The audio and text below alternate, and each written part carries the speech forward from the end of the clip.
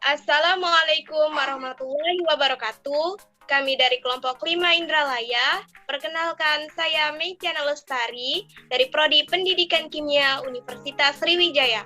Beserta rekan saya ada Saya Maulina Dinda Putri dari Pendidikan Kimia Universitas Sriwijaya.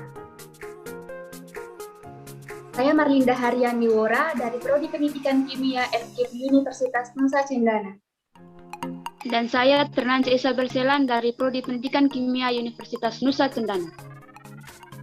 Ingin menyajikan video dengan judul materi Protein.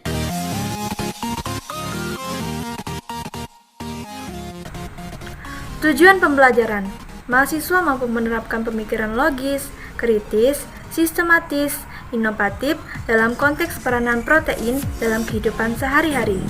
Objek atau sampel yang digunakan yang pertama ikan, yang kedua ayam, yang ketiga tempe, yang keempat susu, yang kelima kacang hijau.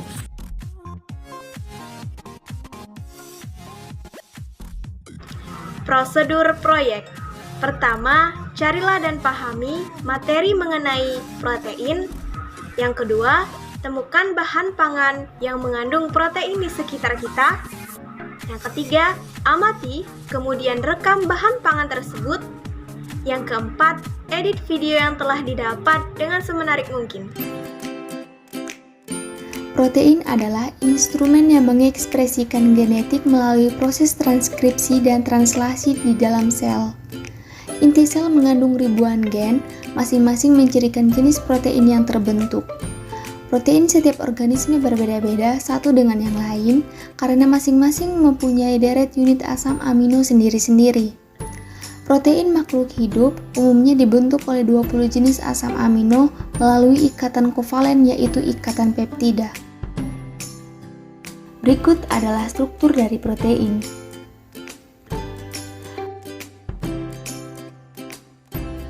Protein ditinjau dari fungsi biologinya dapat digolongkan menjadi beberapa golongan, yaitu pertama enzim, kedua protein transport, 3 protein nutrien, 4 protein kontraktual, 5 protein struktural, 6 protein pertahanan, dan yang ketujuh protein pengatur.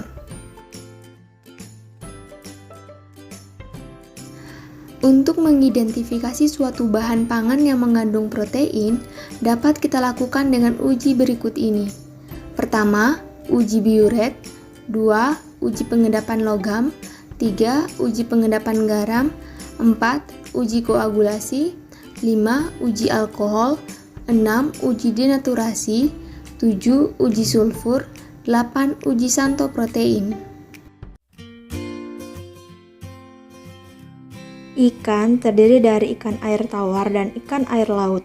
Keduanya adalah makanan sumber protein yang sangat penting untuk pertumbuhan tubuh. Menurut US Department of Agriculture, kandungan protein dalam 100 gram ikan adalah sebanyak 19 gram. Daging ayam merupakan sumber protein hewani yang berkualitas tinggi. Daging ayam mengandung asam amino esensial yang lengkap dan asam lemak tidak jenuh yang tinggi. Berdasarkan standar SNI 3924 tahun 2009, yaitu kadar protein pada daging ayam adalah 25 gram per 100 gram. Tempe adalah salah satu makanan yang terbuat dari biji kedelai atau beberapa bahan lain yang diproses melalui fermentasi. Nah, tempe ini termasuk dalam jenis golongan protein nabati.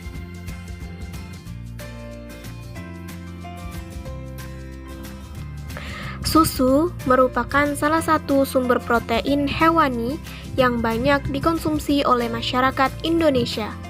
Kadar protein pada susu sekitar 3,2 gram per 100 gram.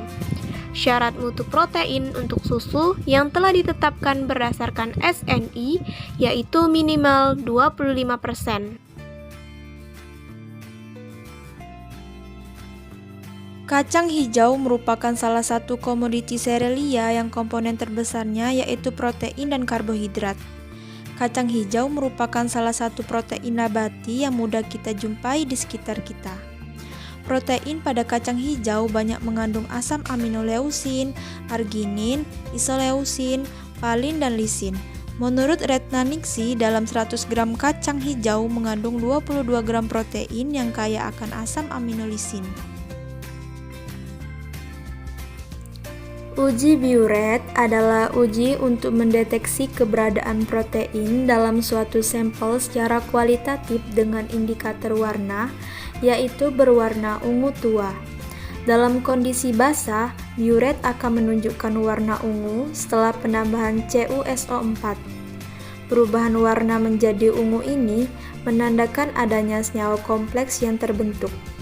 Senyawa kompleks tersebut terbentuk antara Cu2+ dengan gugus karboksil dan gugus amina dari 2 atau lebih rantai peptida. Berikut hasil pengamatan dari uji biuret, di mana jika sampel bereaksi positif ditunjukkan dengan perubahan warna menjadi ungu.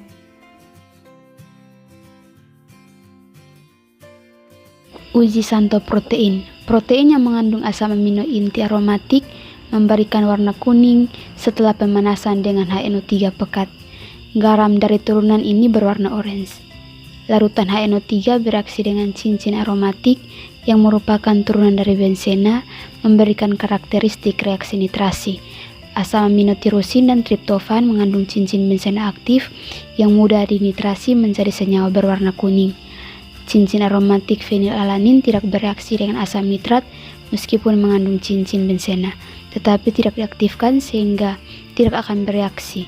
Berikut adalah reaksi dan uji positif pada uji Santo protein. Kesimpulan. Pertama, protein adalah instrumen yang mengekspresikan genetik melalui proses transkripsi dan translasi di dalam sel. Kedua, protein memiliki fungsi yakni sebagai enzim, protein transport, protein nutrien, protein kontraktual, protein struktural, protein pertahanan, dan protein pengatur. 3. Bahan yang mengandung protein adalah ikan, ayam, tempe, susu, kacang hijau, dan masih banyak lainnya. 4. Ikan, ayam, dan susu termasuk protein hewani, sedangkan tempe dan kacang hijau termasuk protein nabati. Sekian dari kelompok kami, sampai jumpa di video selanjutnya. Wassalamualaikum warahmatullahi wabarakatuh.